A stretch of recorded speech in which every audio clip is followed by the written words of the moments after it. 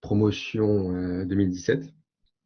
Et actuellement, je suis employé chez Microsoft en tant qu'expert sur les solutions de cybersécurité et de conformité. Alors, moi, mon parcours à l'ESUA, il a été, on va dire, assez particulier. J'ai commencé en prépa intégrée, donc le parcours classique juste après le bac à l'école. Et ensuite, j'ai choisi une voie plutôt entrepreneuriale où j'ai décidé de vouloir monter ma start-up à partir de la 4e année de l'école d'ingénieur. Et je suis rentré ce qu'on appelle dans le circuit et sport entrepreneur de l'ESUA. À partir de là, j'ai commencé à vouloir plancher sur des idées. J'ai soumis l'idée au comité de direction de mon école. Et j'ai été ce qu'on appelle Pépite France 2016 à l'époque, je me souviens. Et ce qui m'a permis d'être incubé. Alors, à l'époque, on avait un partenariat avec l'ISC, donc partenariat où j'étais incubé pendant plusieurs mois dans cette école-là, où j'ai planché sur un sujet qui était du coup lié à la cybersécurité pour les consommateurs français. Et suite à quoi Microsoft a remarqué mon projet et m'avait proposé un job dans l'entreprise. Ce qui m'a vraiment frappé au niveau de la transition entre une petite jeune pousse que j'avais créée avec mon ami qui est aussi de l'école d'ailleurs, Alexis Licovagnac, c'était le fait de passer en fait d'une jeune pousse à un mammouth qui est Microsoft. Et parmi cette transition, évidemment, on crée sa boîte, on se crée des process, on essaye de voir comment gérer tous les process de vente, de création, d'édition de logiciels, mais aussi de communication. Et je me souviens que à l'époque, il y avait un outil qui était vraiment très novateur qui s'appelle Slack, qui existe toujours. C'est un outil qui a vocation à partager des documents, mais aussi de communiquer d'une nouvelle manière. Donc, je me souviens que le pitch de base, c'était qu'est-ce que c'est aujourd'hui has been le mail pour dire bonjour, ce qui est pas forcément faux. Et moi, je suis arrivé à Microsoft, donc du coup, j'ai perdu Slack pour arriver sur Skype, où, entre guillemets, c'est juste un système de messagerie, de vidéoconferencing. On peut communiquer à distance avec la caméra, avec le micro, avec le chat, mais c'est vrai qu'il y avait quand même un décalage par rapport à ce que j'avais connu. Et en fait, quand j'ai intégré Microsoft début 2018, il y avait quelque chose de secret qui se passait. Ils étaient en train de créer un nouveau produit qui s'appelle Microsoft Teams.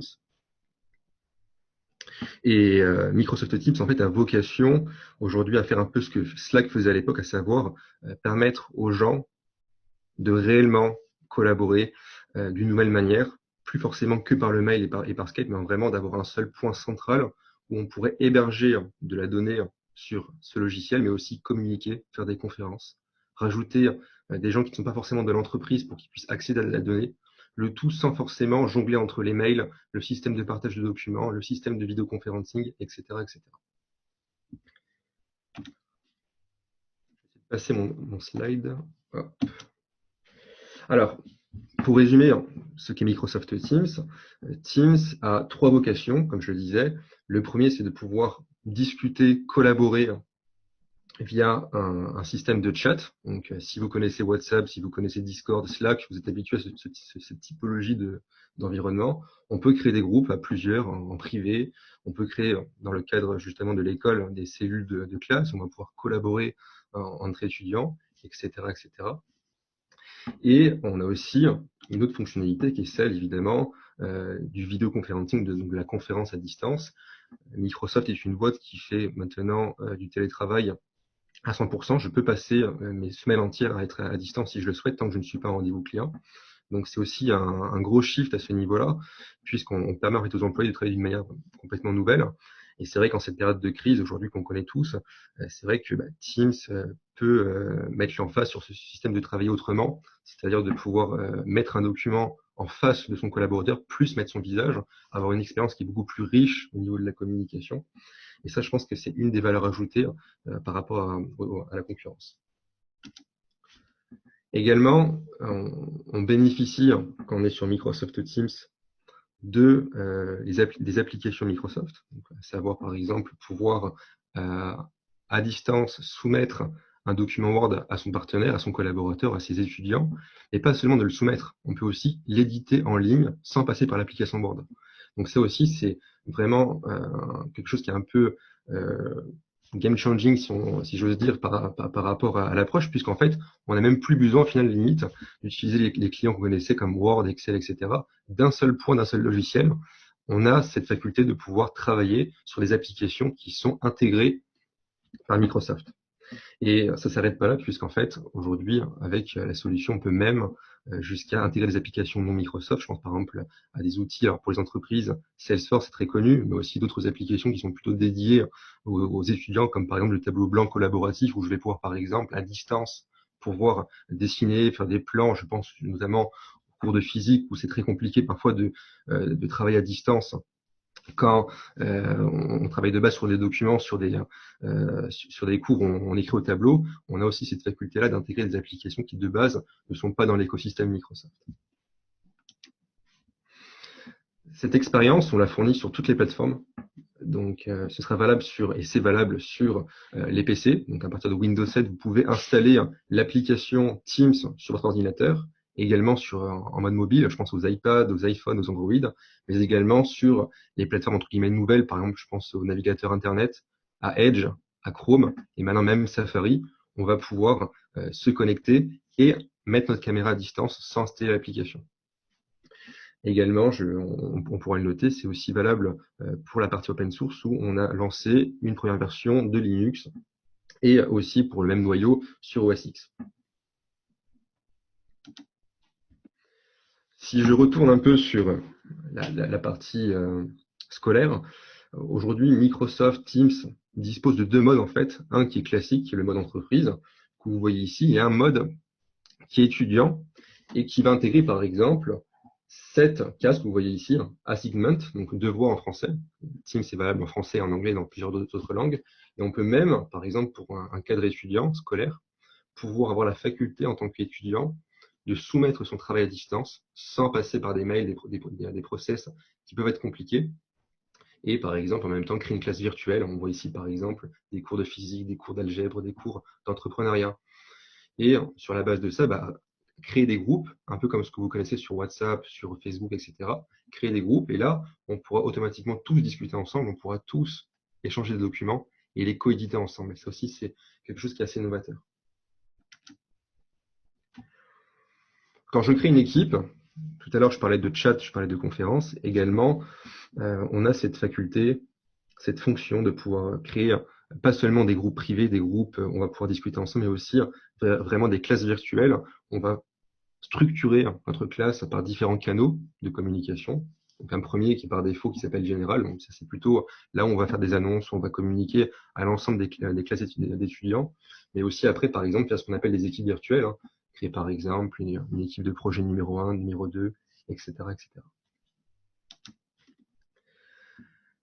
Ce logiciel, il est capable de faire des rendez-vous à distance à des grandes échelles. On peut aller jusqu'à 250 personnes à distance, toutes connectées les unes avec les autres, et jusqu'à même 10 000 personnes si on fait des conférences, ce qu'on appelle en anglais des live streaming, où je peux, moi, en tant que conférencier, pouvoir adresser une population très très large, si je le souhaite. Alors évidemment, je pense que le mieux quand on parle de Microsoft Teams, c'est de pouvoir faire des démonstrations, ce que je vais essayer de vous faire en direct. Je sais qu'on est sur Zoom, mais je vais essayer quand même malgré tout de pouvoir le faire sur Teams. Alors je vais couper mon slide, c'est normal. Hop, et là, je vais vous montrer deux écrans. Donc vous voyez ici par exemple une session où je suis connecté en tant qu'étudiant et une session où je suis connecté en tant que professeur.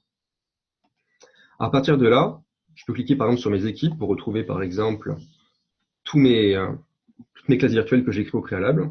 En tant que professeur, pareil, je pourrais faire la même chose, sachant que je peux créer autant de classes virtuelles que je veux et pas forcément subir celles des autres. C'est une fois que je crée une classe virtuelle et que je rajoute d'autres populations que je peux pouvoir les consommer. Donc, en ce qui concerne le télétravail, le travail à distance, les conférences, surtout en cette période de crise, on va voir à quel point c'est simple de créer des rendez-vous à distance. Imaginons que je suis un professeur à l'USIA, je clique sur mon calendrier, je veux planifier un cours, par exemple, de physique ou d'informatique, pourquoi pas. Je vais créer du coup ma session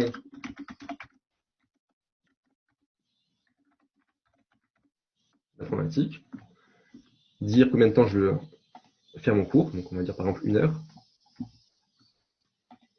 mettre le nom de mes étudiants dans le champ d'être destinataire, mais je peux très bien par exemple dire, je ne vais pas m'embêter à mettre en place un système de répertoire à la main, je vais directement par exemple inviter toute la classe de physique à mon cours. Par exemple, l'équipe virtuelle numéro 1.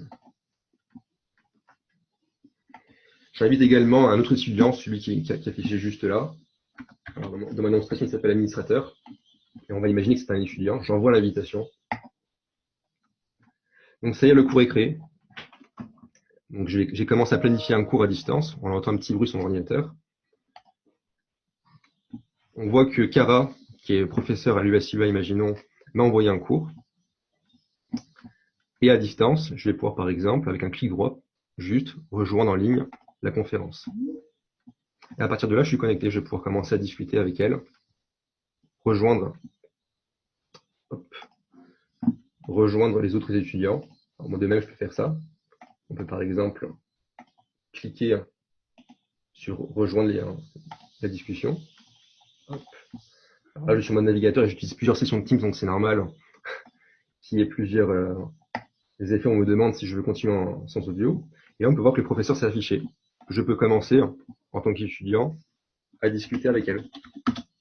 Pourquoi pas même interagir avec le professeur avec d'autres moyens qui sont beaucoup plus modernes. Je pense par exemple au GIF pour les étudiants, mettre des pièces jointes en direct, par exemple, sur la réunion, par exemple, un document d'entrepreneuriat en PowerPoint. Et je peux directement l'ouvrir, travailler dessus, le soumettre, le faire partager à mes autres étudiants, etc., etc. C'est un des premiers cas d'usage où je crée un rendez-vous, je me connecte à Teams depuis mon téléphone, depuis mon PC, depuis mon navigateur et je rejoins la conférence depuis le calendrier qui est sur Teams. Mais je peux très bien aussi imaginer que mon école elle est plus complexe que ça. J'ai déjà des plateformes qui sont en place comme à l'USUA. Alors imaginons je quitte le rendez-vous, on va voir une nouvelle manière de travailler. À l'USUA, on a tendance à proposer des cours, alors, évidemment en présentiel, mais aussi avec une structure en ligne où depuis Moodle, on peut héberger des documents, on peut soumettre des devoirs, comme je l'ai montré avec Teams. Alors imaginons ici, je veux par exemple me connecter à une session depuis Moodle. On peut voir par exemple que l'USUA est apte, par exemple depuis Moodle, à proposer des cours en télétravail, ou par exemple si je clique sur cours sur Teams, j'ouvre un nouvel onglet, automatiquement, je clique sur le lien, et sans passer par Teams au final, juste en cliquant sur l'icône rejoindre avec Teams, je peux me connecter à mon rendez-vous. Et là, on peut voir justement que le cours d'électronique démarre de suite. Et mes autres étudiants vont pouvoir le faire de même. OK ?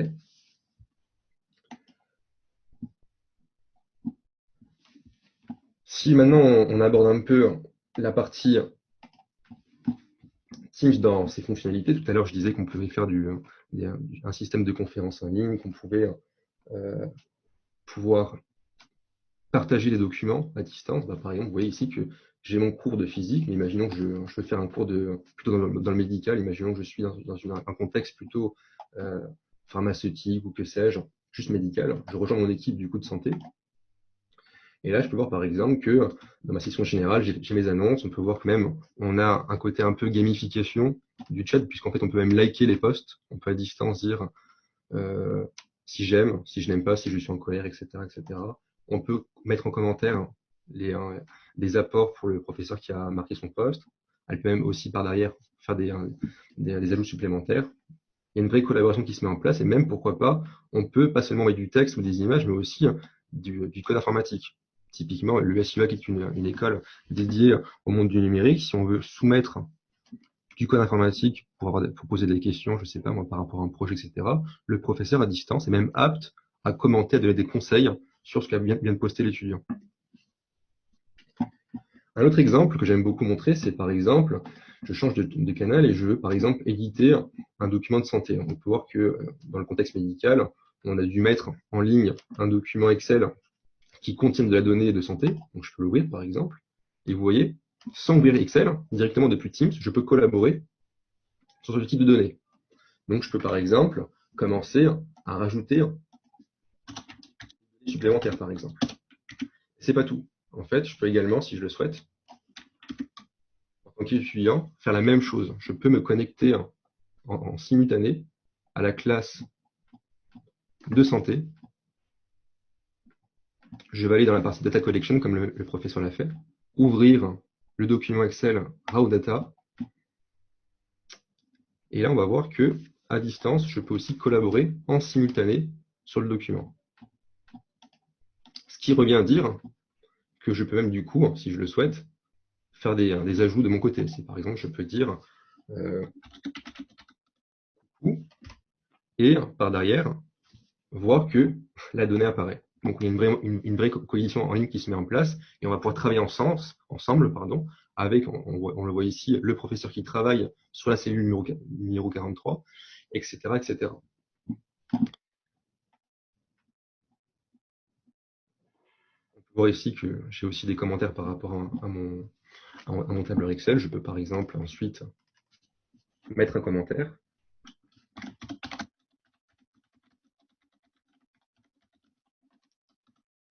Et par derrière, moi, en tant que professeur, par exemple, on peut voir que j'ai une notification en bas de l'écran, liker, pourquoi pas, ou même mettre un cœur au post qui vient d'être effectué. Alors parlons maintenant un peu du système de télétravail. Tout à l'heure, je vous ai montré rapidement comment créer un rendez-vous, comment le rejoindre via Moodle, via le système de calendrier. On peut même, pourquoi pas, depuis si on a la suite Office, voir que dans Outlook également, il y a une cohérence, puisqu'on peut voir ici, hop, on va passer en affichage la semaine. On peut voir ici que mon rendez-vous que j'ai créé tout à l'heure est apparu sur mon application Outlook. Ce qui fait qu'en fait, si je clique dessus, je peux même voir que le lien Microsoft Teams apparaît ici également. Imaginons qu'en plus, on va complexifier un peu la donne, je veux inviter tous mes étudiants. Ça, on l'a vu ensemble, je peux rajouter une classe entière, je peux rajouter des gens en plus, mais également, j'ai le souhait de rajouter un professeur vacataire qui n'est pas dans mon système informatique. Imaginons que pourquoi pas que je veuille intégrer une personne de Microsoft qui n'appartient pas à l'entreprise ou à l'école. Je pense évidemment à moi-même, je veux me rendre rendez-vous à un meeting, je peux voir ici par exemple que j'ai créé un cours qui s'appelle Webinar Digitalesia. Donc je peux cliquer dessus, je peux voir que Cara l'a invité moi-même, mais aussi Paul-Antoine de Microsoft. Et moi, en tant que Microsoft, je peux rejoindre à distance aussi le cours. On va faire l'expérience ensemble. Je reviens sur mon calendrier. On va cliquer sur le webinar. On va rejoindre la séance. Donc là, on n'est plus en cours d'électronique, on est sur le webinar. Je vais rejoindre maintenant. L'étudiant peut faire de même d'ailleurs. Il peut aller sur son calendrier, rejoindre à celui-ci l'autre, en ligne la séance.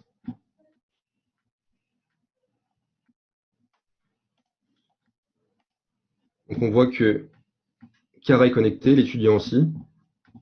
Et de même, je vais faire l'expérience en direct. Je vais essayer de me connecter depuis mon ordinateur, où je suis en télétravail également comme vous, confiné à la maison. Et je vais tenter de rejoindre la discussion.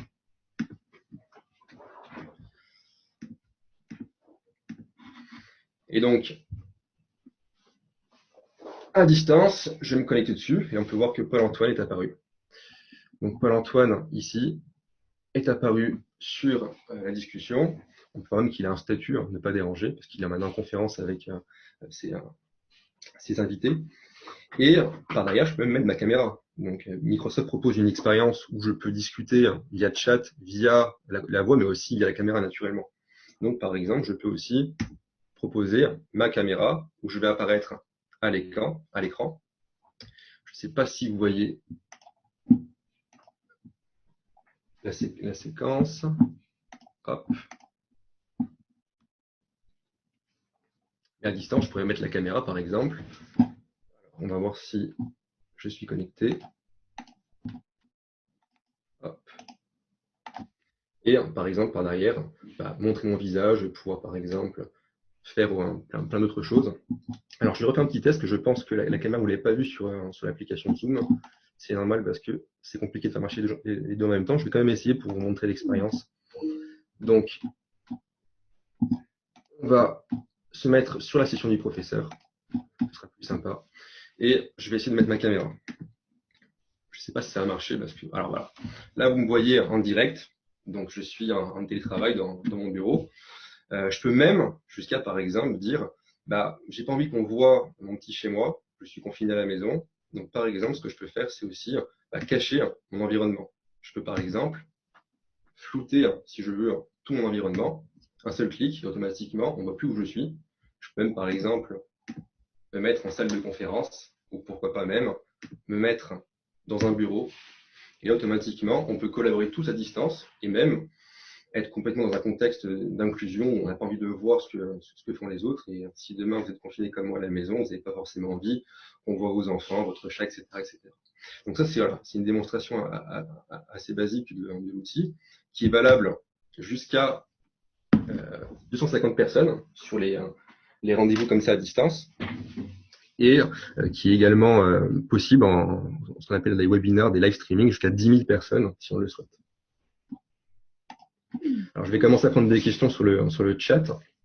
Je vais essayer de couper rapidement mon écran pour voir si je peux vous aider au niveau des questions-réponses. Alors, est-ce que vous avez des questions sur la conférence pour le moment?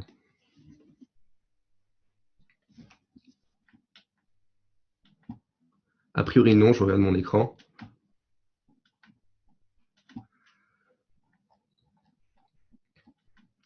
C'est top.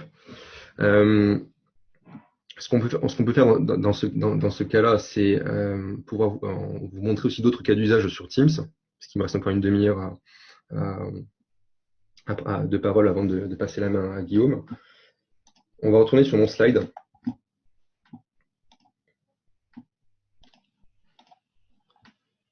Hop.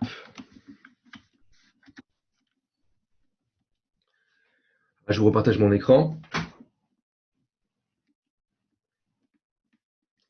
Alors également, voici un contexte de télétravail qui est très intéressant, je pense. C'est aussi cette faculté à pouvoir insérer rapidement des documents sur Teams.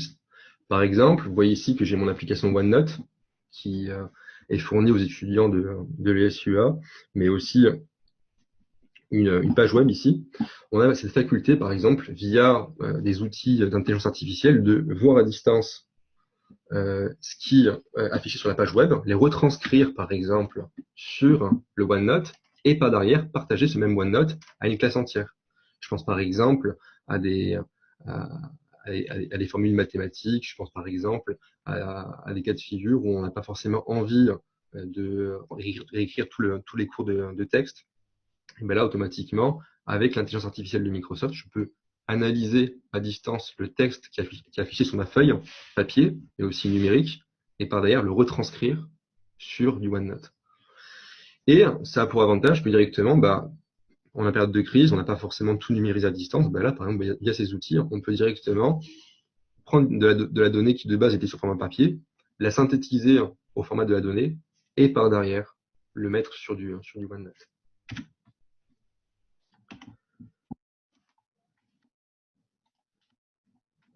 J'ai quasiment terminé de mon côté. Je vais regarder s'il y a des questions. Hop. Paf. C'est très clair, merci.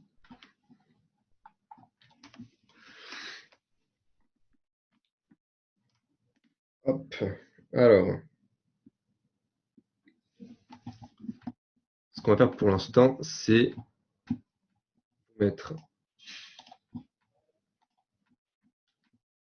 le fond d'écran.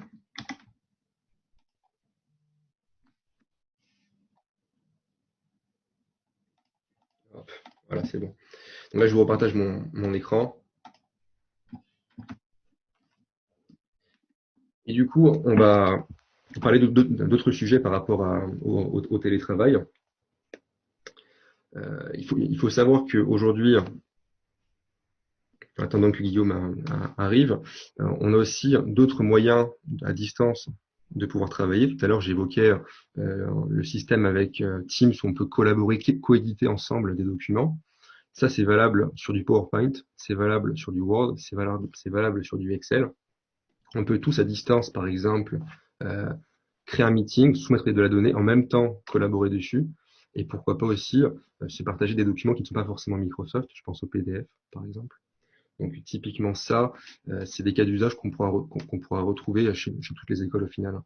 Et qui permettent en fait, sur un seul endroit, de retrouver tous nos outils de collaboration. Souvent, ce qu'on me dit moi en tant qu'ingénieur d'affaires chez Microsoft, c'est j'ai souvent cette problématique où je vais aussi, par exemple, entre Zoom juste pour la conférence, mais aussi les mails où je vais devoir à distance partager mes documents. Ici, d'un seul pont, on va pouvoir le faire.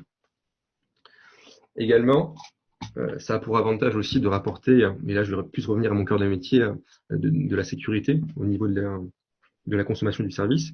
Il faut savoir qu'aujourd'hui, on est tous en période de crise, on est en confinement. C'est jamais agréable de se retrouver dans ce genre de situation, mais il faut savoir aussi qu'actuellement, on est en période de crise, non pas forcément qu'au niveau de l'épidémie, mais aussi au niveau de la cybersécurité. On est passé depuis avant-hier en phase supérieure au niveau des menaces de cybersécurité. Il faut savoir que Teams, on a aussi cette faculté, par exemple, si on le souhaite, à sécuriser la connexion, par exemple, avec un second facteur. Typiquement, si je ne suis plus sur mon ordinateur classique où je travaille, où je sais que l'entreprise ou l'école maîtrise l'environnement, je peux à distance, par exemple, dire je veux un second facteur pour être sûr que le professeur est le bon professeur, pour éviter, par exemple, l'usurpation d'identité. Pareil, en parlant d'usurpation d'identité, aujourd'hui, il y a pas mal de menaces qui sont en cours. Je pense par exemple c'était assez célèbre depuis hier, la carte du coronavirus qui est par exemple disponible en téléchargement sur Windows, qui est complètement tout sauf officiel. C'est un virus en fait qui s'installe sur vos machines et quand vous l'avez installé, en fait, elle vous vole le mot de passe. Par exemple, Microsoft Teams, il a cette faculté.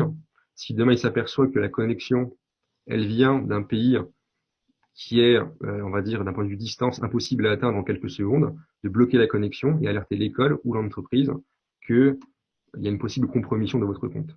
Donc ça, pareil aussi, c'est super important, surtout en cette période qui est la nôtre actuellement, de pouvoir sécuriser aussi les usages de nos étudiants, mais aussi de nos professeurs, de tous les collaborateurs, quelle que soit l'industrie dans laquelle vous êtes.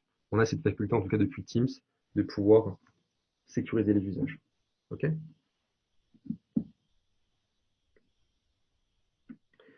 Est-ce qu'il y a des questions par rapport à tout ce que j'ai dit? Sinon, je peux continuer en mode démonstration et vous montrer l'outil.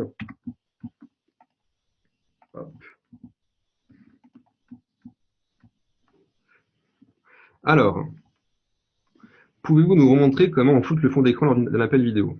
D'accord, je vais vous remontrer ça.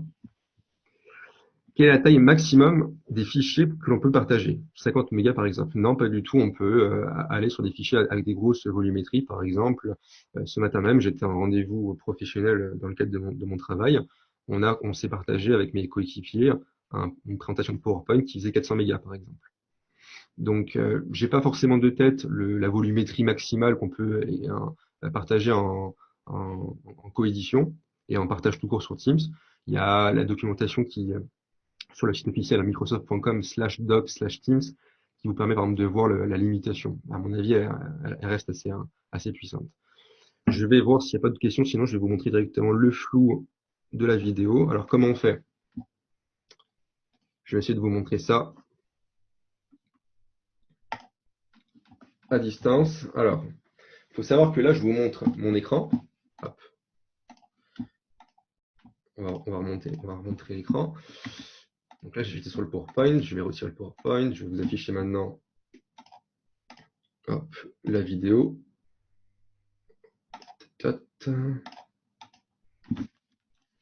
Voilà.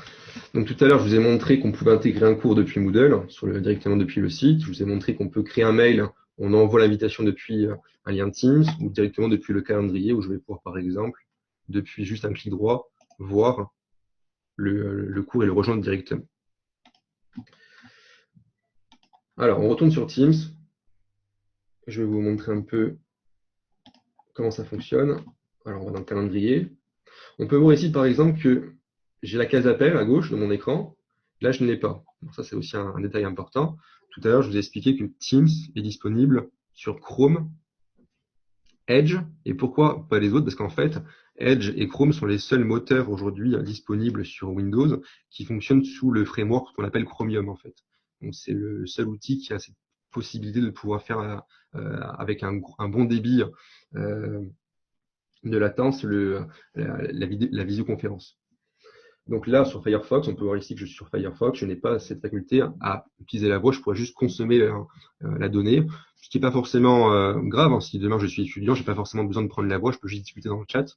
Et bah, comme on le fait actuellement ici sur notre application, on peut directement rejoindre le cours, voir ce que le professeur affiche, mettre dans le chat nos remarques. Et lui, s'il est sous Chrome ou s'il a l'application, ce que j'ai moi évidemment sur mon PC, je peux directement montrer ma tête, je peux aussi utiliser ma voix, etc., etc. Donc là, on retourne sur le calendrier et on va rejoindre le webinar où moi, à distance, je peux me connecter.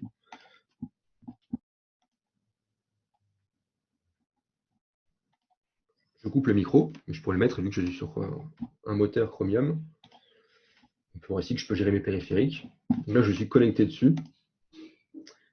Et en fait, c'est par les trois petits points ici que vous allez pouvoir, en fait, si vous avez une caméra branchée, alors sur le PC de démonstration, je n'ai pas de caméra sur celui-ci, mais si vous voulez, je peux éventuellement vous montrer mon écran sur l'autre. Ce qu'on va faire, c'est ouvrir mon ordinateur où j'ai une caméra. Je vais me connecter tout de suite. Donc là, je rejoins le webinar.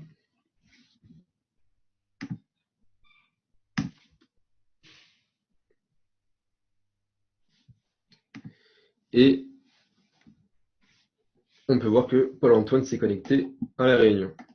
Donc ce qu'il va faire Paul-Antoine, c'est qu'il va partager son écran. Donc vous voyez ici par exemple que je suis apte, si je le souhaite, à partager un écran. Donc on va laisser le temps que ça charge. Donc on peut voir ici par exemple que je suis sur le bureau et on va ouvrir mon Teams où j'ai une caméra dessus. Et on peut voir ici par exemple que je peux activer à distance ma caméra. Donc, je ne sais pas si on va le voir, mais si je coupe le partage d'écran, hop, là on voit que je suis connecté sur mon ordinateur et que je peux mettre ma tête. Alors, on clique sur les trois petits points et en fait, une fois que j'ai activé la caméra, il y aura l'option qui va apparaître, activer les effets d'arrière-plan. Je vais essayer malgré tout de vous le faire. Hop. Vous voyez ici, directement, j'active les effets d'arrière-plan, je clique dessus, j'appuie sur appliquer et directement je vais pouvoir flouter mon arrière-plan. Donc, je vais vous le remontrer. Mais également, on peut pourquoi pas, dans des cadres par exemple de cours en anglais, ce qui est aussi le cas à l'USUA, il y a ce qu'on appelle des cours en immersion, où on a des micros, d'habitude on peut discuter tous ensemble. Là, je peux activer les sous-titres en direct et voir ce que le professeur en anglais me dit, ce qui est aussi intéressant. Donc, je vais couper le partage d'écran et là, je vais activer le mode flou comme je vous l'ai dit. Et là, on me propose différentes thématiques, par exemple un flou classique. Si je l'applique, on est dans un flou classique. Je peux également, pourquoi pas, mettre une image que j'ai uploadée sur mon disque dur, par exemple celle-ci, que j'ai branchée moi-même. Ou pourquoi pas, par exemple, me mettre dans une salle de conférence. Et pourquoi pas, pour les plus rêveurs d'entre vous, à la plage. OK? Donc ça, c'est une des fonctionnalités.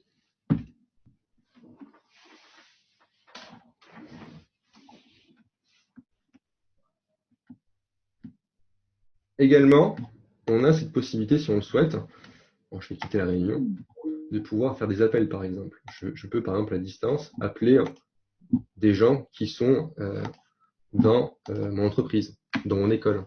Je peux, si je le souhaite, pouvoir appeler un collègue ou un étudiant, par exemple. Si je veux appeler, par exemple, un étudiant qui est dans ma classe, imaginons Enrico. Enrico apparaît sur la barre de recherche. On voit qu'il a le statut étudiant. C'est en anglais, mais on peut effectivement le mettre en français si on le souhaite. et directement, à distance, pouvoir commencer à discuter avec lui partager des données. Là, je serai en mode chat privé, je vais pouvoir vraiment discuter avec lui. Je vais pouvoir, pourquoi même, si la discussion devient enrichissante, rajouter un étudiant dans la discussion pour pouvoir intégrer un groupe virtuel, etc., etc. On a même, pour des gens qui auraient le bon niveau de licence Microsoft Teams, appelé des numéros de portable. Ce qui est intéressant, encore une fois, c'est que tout passe depuis l'application. Depuis tout à l'heure, au final, je vous montre juste une seule chose, c'est l'application Teams. Je ne suis pas allé sur Word, je ne suis pas allé sur PowerPoint, je ne suis pas allé sur mes mails. Éventuellement, je peux aller sur Moodle s'il y a une intégration qui a été effectuée, mais aujourd'hui, tout passe par là.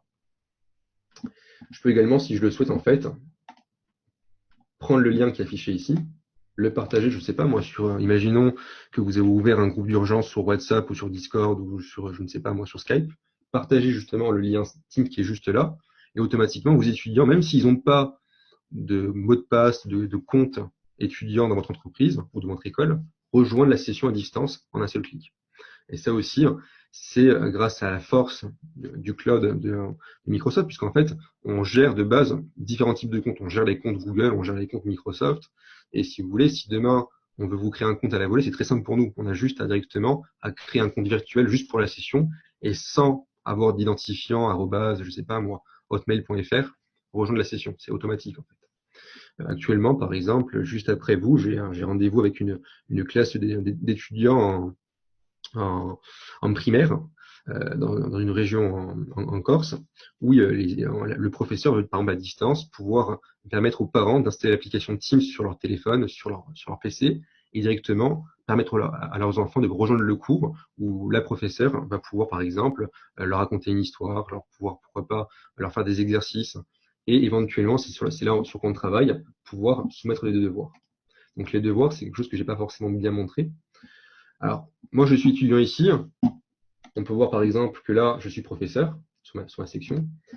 Si je clique sur devoir, on peut voir par exemple que, premièrement, il faut que je choisisse une classe, ce qui est logique. Donc, j'ai créé, on peut le voir, différentes équipes, différentes classes. Une classe de physique, une classe d'entrepreneuriat, une classe de santé. Alors moi, en tant que Cara, je suis professeur uniquement de physique. Donc, j'ai accès aux cours d'algèbre et de physique, pas au reste.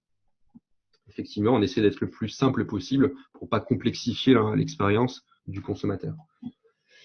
Imaginons que je clique sur les cours d'algèbre, je fais suivant, et ben je peux voir par exemple que à distance, je peux planifier des devoirs avec une date d'échéance. Par exemple, on peut voir ici que la date d'échéance c'est le 27 avril, d'autres le 29 avril, etc., etc. Et je peux voir par exemple que si je clique sur notes, sur noter, on peut retrouver mes devoirs que mes étudiants m'ont soumis. Par exemple, on peut voir ici que j'avais écrit un devoir qui s'appelle Introduction à l'algèbre. Et quand je clique dessus, par exemple, on peut voir que je les ai tous notés. Donc, on m'explique que j'ai terminé mon travail en tant que professeur. Si je clique sur noter, on peut voir que tous mes étudiants ont bien soumis le travail. Et je peux même, si je le souhaite, mettre un système de notes. C'est-à-dire qu'en fait, à distance, sans commencer à appeler les étudiants un par un, leur expliquer s'ils ont réussi ou pas réussi, directement, je crée un système simple qui va mettre une note au devoir en question et pourquoi pas même mettre un commentaire si on le souhaite. Okay.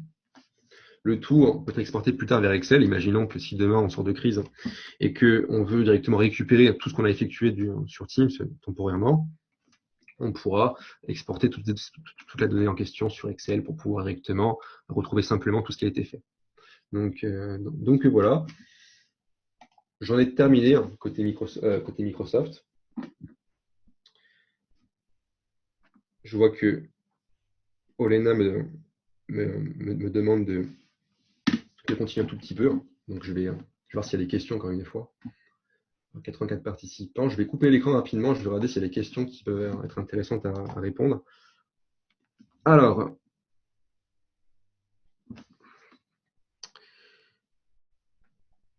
je regarde rapidement. Donc, monsieur, votre cours a d'une autre importance, mais je ne sais pas, du coup, c'est un peu compliqué pour moi de comprendre amplement ce cours, vu que je trouve les explications bien, mais un peu trop rapides pour un débutant comme moi. Si vous voulez, éventuellement, vu qu'il me reste encore 20 minutes, je peux refaire un petit guide étape par étape pour montrer comment refaire un cours à distance, comment en tant qu'étudiant je peux rejoindre ce cours-là, j'ai encore le temps pour le faire, il n'y a pas de souci. Alors, je regarde rapidement les questions. Donc, est-ce que ce site sera accessible à tous les profs, publics y compris? Alors, quand vous parlez de site, je ne sais pas à quoi vous faites référence, si vous parlez du site comme Moodle, etc. Je vais attendre votre explication. Je me doute que je ne sais pas votre domaine, mais j'ai remarqué que Teams s'occupe du réglage automatique du microphone. Y a-t-il un moyen de désactiver cette option qui dans mon cas, me fait saturer mon micro? Oui, c'est possible. Alors, en fait, je vais vous repartager mon écran après. On va voir comment on peut rapidement gérer ces problèmes de micro. Alors, j'imagine que le relais de votre conférence sera disponible. Ça, je laisse le soin à Loïc de répondre. Alors, votre appli. Alors, du coup, la question c'était, est-ce que l'application est disponible à tous les profs? Alors oui, en fait, si vous voulez, aujourd'hui, dans le cadre de la crise du coronavirus, on laisse tous les groupes d'écoles la possibilité de créer un environnement temporaire pour directement fournir à tous les étudiants le logiciel Microsoft Teams pour directement, si on le souhaite, intégrer des conférences à distance, etc., etc. Donc, évidemment que de base, il fallait se créer un compte. De base, il fallait avoir un plan de licence étudiant, scolaire ou d'entreprise. Maintenant, dans le cadre de la crise, c'est une option qui est gratuite.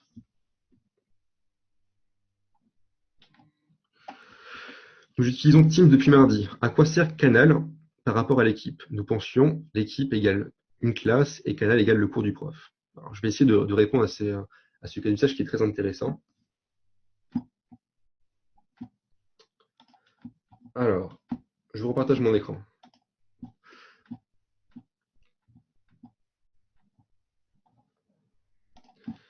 Est-ce que vous voyez du coup mon écran? Je suppose que oui, c'est bon, le partage est activé. Donc, pour faire simple, je clique sur l'équipe. Là, on peut voir par exemple que j'ai créé différentes équipes. Pour créer une équipe, je passe par le bouton rejoindre ou créer une équipe. Et je vais pouvoir à distance, par exemple, rejoindre une équipe que je n'ai pas encore intégrée ou créer ma propre équipe, sachant que l'administrateur de Teams, au niveau par exemple, de l'école, peut dire si je veux que mon équipe, ma classe virtuelle, soit accessible ou pas à tout le monde de mon informatique. Une fois qu'on a créé l'équipe, on a créé cette classe virtuelle, on peut voir justement que j'ai différents canaux. En fait, les canaux, ils ont vocation à structurer, si vous préférez, toutes les thématiques qui vont être évoquées dans une classe virtuelle. Par exemple, si on va en pratique, un cours de physique, il n'y a pas que des cours, il y a aussi des TD, il y a des TP, il y a des projets. Donc imaginons, on pourra créer une classe virtuelle, mettre nos étudiants dans cette classe virtuelle, qui puissent discuter ensemble depuis la section générale quand il s'agit d'annonces qui sont transverses, et discuter en plus petit comité, pourquoi pas, sur des canaux ou des sous-canaux, si vous préférez, on va pouvoir interagir sur des projets spécifiques, sur des thématiques plus particulières. Je ne vous ai pas oublié concernant la question par rapport au micro. Alors, le micro, en fait, il faut cliquer sur rejoindre un meeting. Je continue. Hop. Et là, en fait, on peut voir par exemple que si je clique sur les trois petits points, on avait activé le flou tout à l'heure, on a différentes options, comme par exemple activer l'enregistrement, etc., etc. Mais si on le souhaite, par exemple, je vais vous remontrer au tout début. Quand je me connecte à ma conférence, si je vois que j'ai un problème du micro, en fait, je ne sais pas si vous l'avez remarqué, mais quand je me connecte à la conférence, rejoindre en ligne, on peut voir par exemple que je peux régler mes périphériques. Alors, effectivement, là, sur cette session-là, je n'ai pas de périphérique, mais à partir de là, on peut choisir le bon périphérique et même régler la puissance du périphérique. Pour les cas de figure où si demain vous êtes sur votre webcam de l'ordinateur, plus par exemple une autre caméra qui est connectée à votre ordinateur. Ça, c'est possible aussi. Le micro, pareil. Moi, par exemple, actuellement, dans ma configuration, j'ai deux micros. J'en ai un plus petit, un qui est assez gros. je peux directement switcher si je le souhaite des micros. Idéalement, de toute manière, l'idéal, c'est d'installer directement l'application Teams, qui elle, en fait, permet directement, une fois qu'on l'a installé, de mieux paramétrer plus simplement ces questions-là. Je vais reprendre les autres questions. En partant de zéro, c'est-à-dire aucun élève qui n'a Office ni Teams, où faut-il commencer dans l'agence actuelle? Y a-t-il un coût de licence à prévoir? Donc, non, il n'y a pas de coût de licence à prévoir actuellement. Aujourd'hui, dans le cadre de la crise, on a fait cette proposition à tous les gens qui veulent directement pouvoir travailler à distance. D'ailleurs, on a fait un communiqué là-dessus, hein, justement, pour expliquer pourquoi on le faisait. On s'associe aussi avec d'autres acteurs, hein, je pense à Google, à Facebook. Il faut vraiment qu'on soit tous solidaires dans ce genre de cas de figure. On essaie au mieux de soulager les gens qui sont dans d'autres industries, hein. Moi, je pense par exemple au bancaire, je pense également à la santé. Rapidement leur proposer le meilleur outil, hein, que ce soit Microsoft ou Google, en tout cas qu'ils arrivent à travailler. C'est vraiment ça l'essentiel. Alors, je crois que j'ai d'autres questions aussi également. En quoi Teams, alors ça c'est une question que j'ai reçue, en quoi Teams est plus propice au travail que Slack ou même Discord? Alors en fait, la question c'est pourquoi c'est plus propice? En fait, si vous voulez, sans dire que Teams est meilleur que les autres, il faut savoir que Teams en fait a la meilleure intégration possible avec Word, avec Excel, avec PowerPoint, tout simplement parce que c'est nous qui éditons PowerPoint, Excel et PowerPoint. Et que du coup, forcément, quand demain les étudiants veulent se partager un contenu collaboratif, qui est en général, en majeure partie, du Word, du PowerPoint ou même du PDF, c'est beaucoup plus simple d'héberger un document et de le coéditer à distance plutôt qu'un Slack ou un Discord. Okay.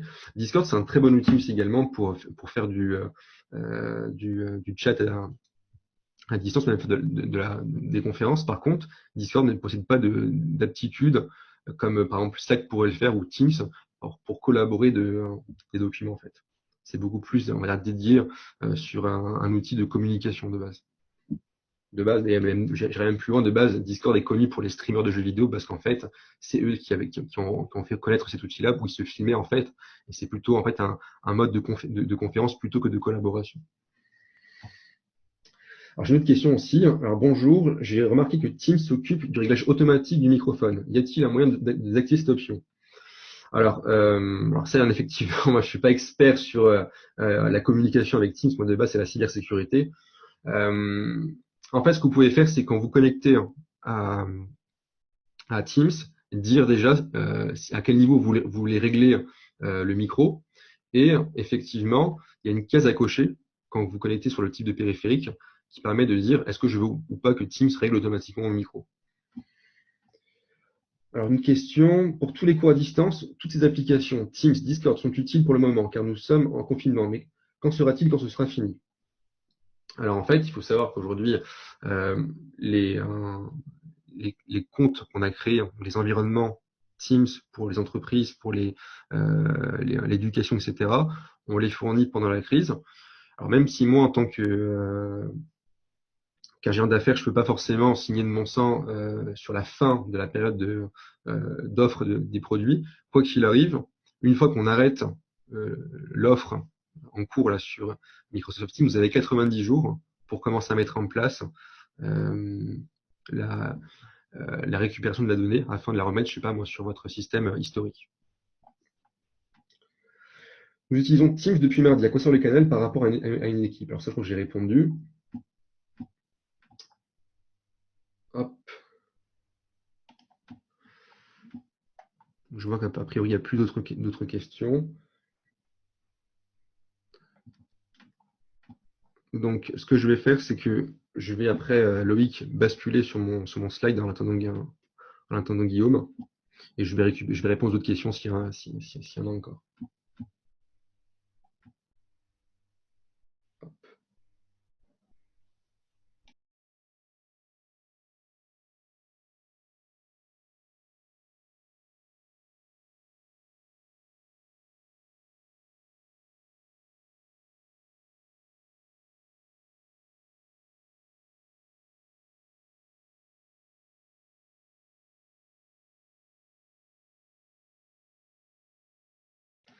Alors, je vois qu'il y avait une question auquel je n'avais pas répondu, c'était comment, pour un débutant, comment rapidement je crée un meeting.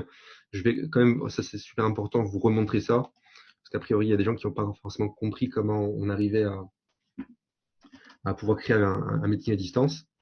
Alors, je vous repartage mon écran, parce que j'ai reçu la question encore une fois.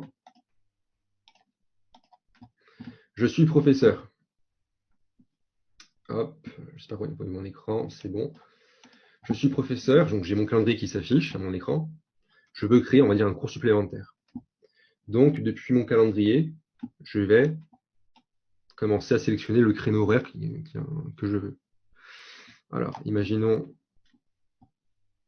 un cours de 16h à 17h, où je vais l'appeler par exemple TD Algèbre, de 16h à 17h. Alors, je vais rajouter des participants pour que la conférence s'active si on est à plusieurs. Donc, je vais par exemple mettre Enrico, imaginons, mais aussi, pourquoi pas, Fatima. Mais, comme j'ai expliqué, on peut aussi directement sélectionner une classe virtuelle en allant dans un canal, par exemple. Il suffit juste que, par exemple, je choisisse une classe virtuelle. Donc là, j'ai fait un cours d'algèbre, donc je vais choisir ma classe d'algèbre.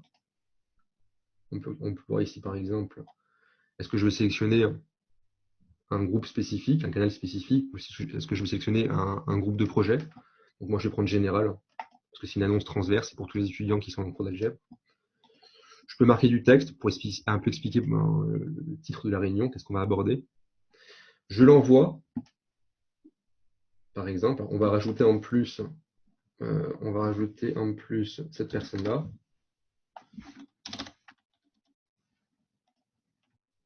J'envoie l'invitation.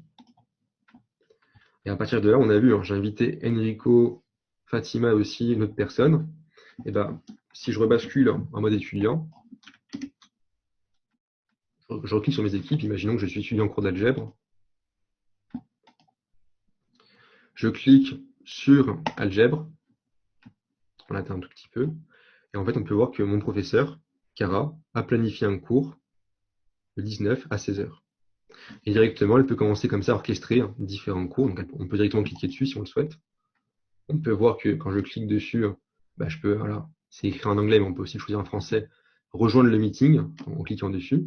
Ou sinon, je peux passer par le calendrier et je peux voir ici que mon cours s'affiche normalement et rejoindre à distance le meeting. Alors ça aussi, je ne l'ai pas dit. Imaginons que vous soyez un étudiant, vous avez un problème, vous ne pouvez pas travailler dans l'état parce que un proche à vous a des soucis. On peut aussi, par exemple, refuser le rendez-vous. Et quand vous refusez le rendez-vous, par exemple, eh ben, ça efface pas le rendez-vous du professeur, mais juste le professeur, par exemple, s'il clique dessus, il pourra voir que tel élève a refusé l'invitation. Et du coup, être au courant que vous avez refusé le cours. Ça aussi, c'est intéressant si demain, on veut faire tout simplement l'appel, vérifier que les étudiants ont voulu participer au cours ou pas. Et s'ils ne l'ont pas fait, revenir vers eux plus tard, et leur envoyer, par exemple, le résumé du cours, etc., etc.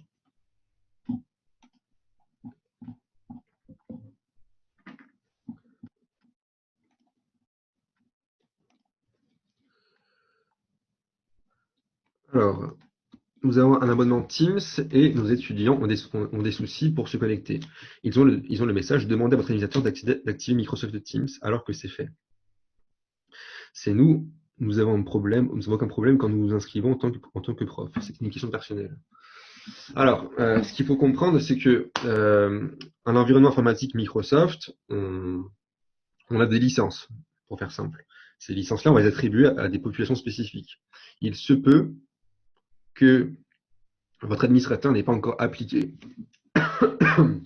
pardon, n'ait pas encore appliqué la bonne licence aux étudiants. Je pensais ça.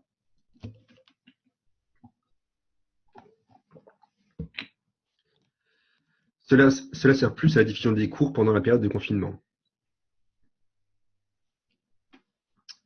Alors, cela sert plus à la diffusion des cours pendant les périodes de confinement. Alors, de base, si vous voulez, moi, Microsoft Teams, alors, je ne peux pas vous montrer mon Teams d'entreprise, que c'est très confidentiel, mais j'ai, par exemple, cette possibilité de travailler tout le temps sur Teams, en fait. Donc, en fait, Microsoft Teams, ça ne s'arrête pas à la crise. Microsoft Teams, en fait, on l'encourage, et ça fait bien longtemps, bien avant la crise, qu'on qu'on le propose aux grandes écoles, puisqu'en fait, aujourd'hui, le digital, c'est une nouvelle manière de travailler. Il y a des gens, par exemple, qui veulent s'inscrire à des cours à distance, et typiquement, Teams peut proposer ce genre de format. Donc, c'est pas uniquement pendant la période de confinement, on peut travailler à distance sur cette plateforme-là. Tout simplement, imaginons que vous êtes dans une école où vous n'avez pas Moodle.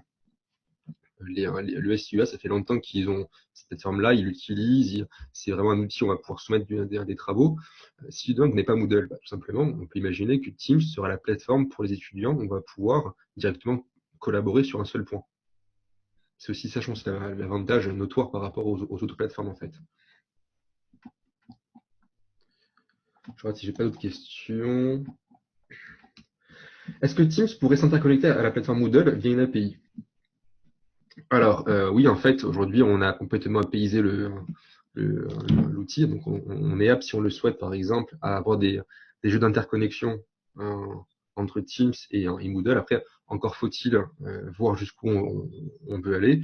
Moi, ce que je pense en premier lieu, c'est par exemple créer justement des boutons qui vont directement proposer la connexion Teams. Ça, c'est possible. En fait, on a déjà ce type de fonctionnalité où on peut directement embarquer le petit bouton rejoindre dans Teams et le mettre par exemple dans Moodle pour directement, comme je l'ai montré moi sur ma présentation, pouvoir rejoindre un cours depuis Moodle.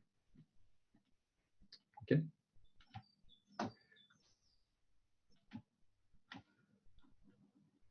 Alors c'est tout pour moi. Alors je crois que il est moins 2, donc je vais laisser la parole à Guillaume qui va prendre la main.